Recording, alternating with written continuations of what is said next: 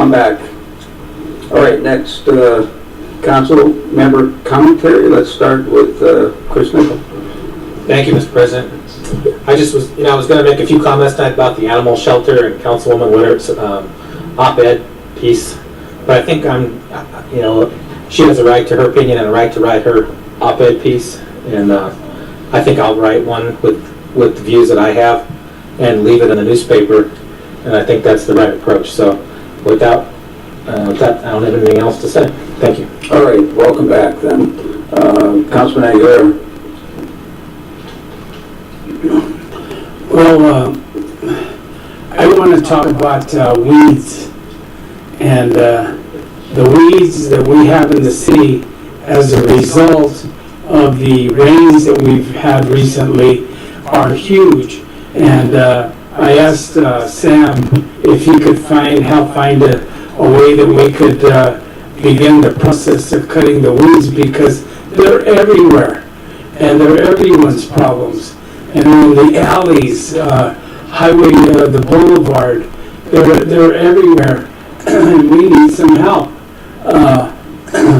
Just like we have this deal with heroin, well, weeds are a special deal here in Pueblo, that we've had this rain and it's propelled these weeds to grow everywhere. So I don't know if Sam has been able to look into helping us find a way to clean the city up.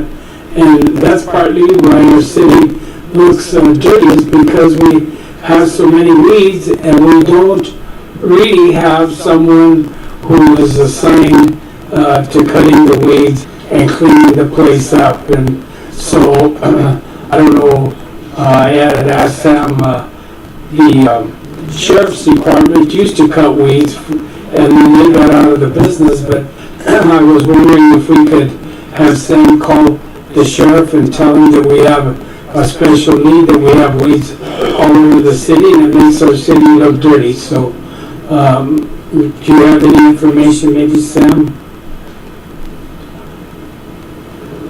We'll talk about that. Okay. Private. Well, we need to do it soon. The fair's going to be here next week, and we need to do it real quick. It's almost the end of August here, and so we need to do something very soon. We're on the fairground, this being taken care of right now. Yeah, I know that. Thank you. All right, thanks, Councilman Aguilera. Councilman Brown. Thank you, Mr. President. I have the privilege and pleasure of attending the Air Force Reserve Association statewide convention that was held here in Pueblo. We got to tour the Riverwalk, and among other things, they had a dinner forum, a banquet out at the airport, at the Air Museum out there, and they had the Buffalo Soldiers came, and it's too bad. That would be something that they could see at the fair, because these guys were quite good at riding and through all their maneuvers and stuff, and so it was really enjoyable. And Colonel Jeff Chostner was the MC, so it was a great event, and brought some tourists to our city. So, Great, thank you, Councilman Brown. Councilman Schilling. Hey, Steve. Two things. I got to welcome a company that's going to take over the Pepsi plant. They're going to run 180 people are going to be employed out there 24 hours a day, and they're going to spend $12 million in upgrading the plant, and Petco gets to have some of that, so that's $60,000 to Pueblo. And I see Petco sitting here, so you guys all have a smile. Also, I went to the Dancing with the Stars, and you know what, you guys, we go to all kinds of dinners and stuff. The Dancing with the Stars is for the Alzheimer's. And it's the most fun thing that any of us will go to all year long. There's a lot of police and fire that participate in the thing. People my age and with their wives, or we're not built like we used to be. And boy, they were all getting up and lifting up in the air and getting hoots and hollers, and it was fun. So if you have the opportunity to do that, go again. And I want to thank our city fire and police, because they really participate in this to quite a degree. And the winner, I think, was from the for the West Fire Department. So it's on, if you get a chance to go, go. It's the best thing in town, all year long. And that's all I got. I'm just honored and really glad to be here. Thank you. Thank you, Councilman Shulman. Councilwoman Leonard. I would like to agree with the comments during public forum about junk cars and cars that don't have current license plates. It seems like that could be a really easy fix for just patrolling the streets and tagging the cars to either get them licensed or get them towed within 72 hours. It would clean up the city in a very short period of time. It would take care of a lot of things. And then also I was talking to Bob earlier about possibility of getting the ballot initiative back on the ballot this November for dialogue regarding combining the city and the county. I know that we had it on the ballot last year, and I was pretty surprised that it failed. Is there a possibility, or would council be willing to put that back on the ballot? Is this up to the county? I thought we put it on. It would be a little late for us. So. Oh, We need to talk to the county. We can't put well, why anything can't we do that? because the charter says we can't. Does it say that? Well, our ballots would only go to city residents, and for it to go countywide, the county would have to do it. Oh, man. Okay. That's all I got then, I guess. Unless Troy can put some cops out there to pick up some junk cars. Can you do that? Thank you, Councilwoman. Councilman Atencio. Yeah, I'd like to make an announcement. Even before Safeway closed on the east side, I was looking to see if we could do a farmer's market on the east side to get some good, healthy, clean vegetables, clean food, healthy food for the residents of that part of town.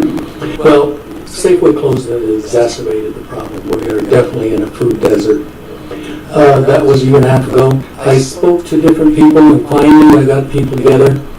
We're having a wellness and health and wellness event the 24th of August at St. Leander Church in the parking lot from 4 to 6 p.m. Kaiser Permanente is helping me. They're going to fund the thing. And Karen Share is going to be there to distribute healthy foods. Also, a lot of other organizations are going to be there to set up tables and tents so that they could give out information in terms of healthy living, healthy food, and healthy lifestyles. So, August 24th from 4 to 6 p.m., St. Andrews parking lot on the east side, Kaiser Permanente, Care Share, a healthy food giveaway, basically, to low to moderate income individuals.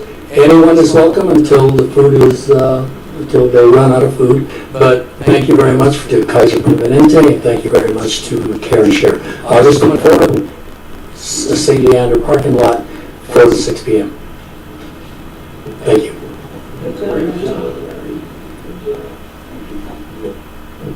Thank you, Councilman Atencio. Council, I had just one last thing that I wanted to talk about. As President of Council, I had an opportunity to meet with Judge Sykes, and as part of her evaluation what the President of Council does, and did have an opportunity to talk to her about security in the courtroom.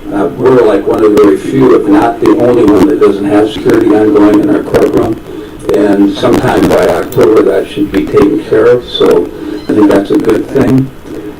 Also, we talked a little bit about the jail contract, and there was some issue about transporting prisoners to the jail. Is it Douglas County? Is that? And I think Sam is working on that, is in contact with the Sheriff's Department. So hopefully that will be resolved. We're able to have transportation. It's not going to do us a lot of good having the jail up in Douglas County for people we want to send if we can't get them there. So, but overall, it was a good discussion, and I think I've heard no really adverse comments about the judge. I think she's been doing a great job.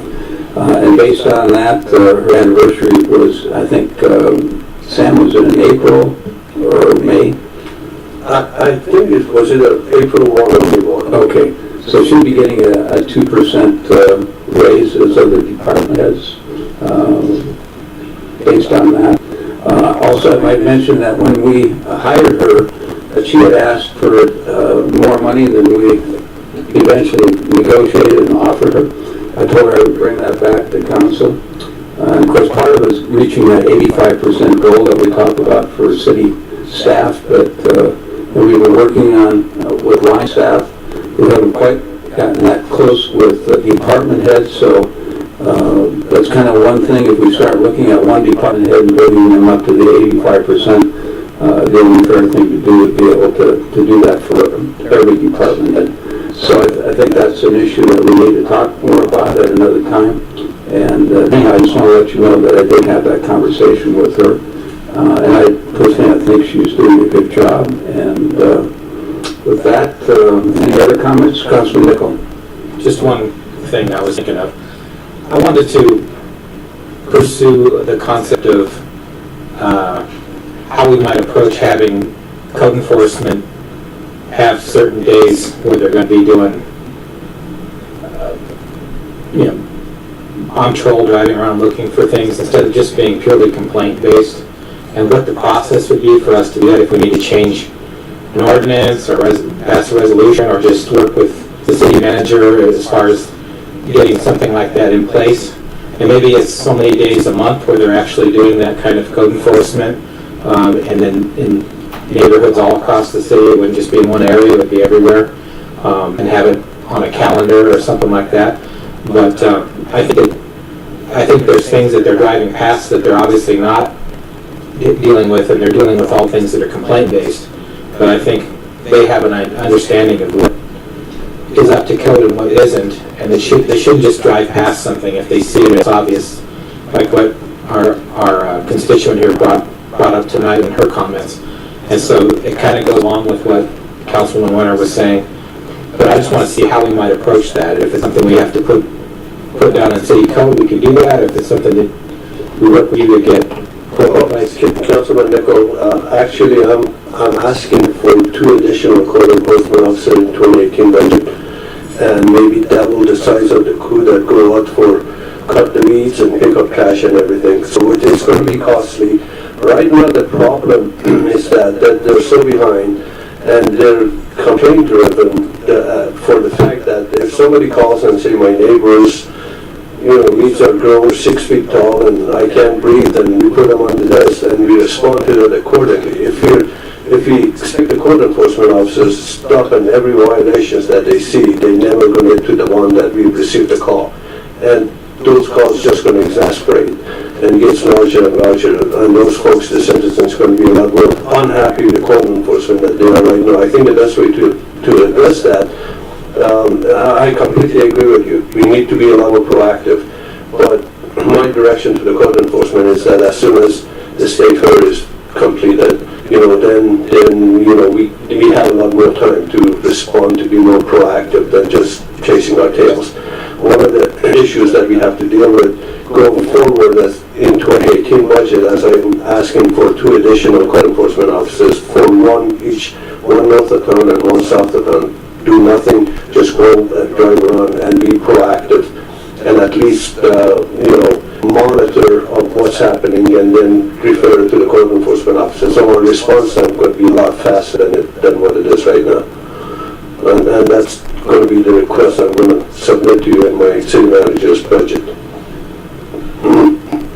Thank you.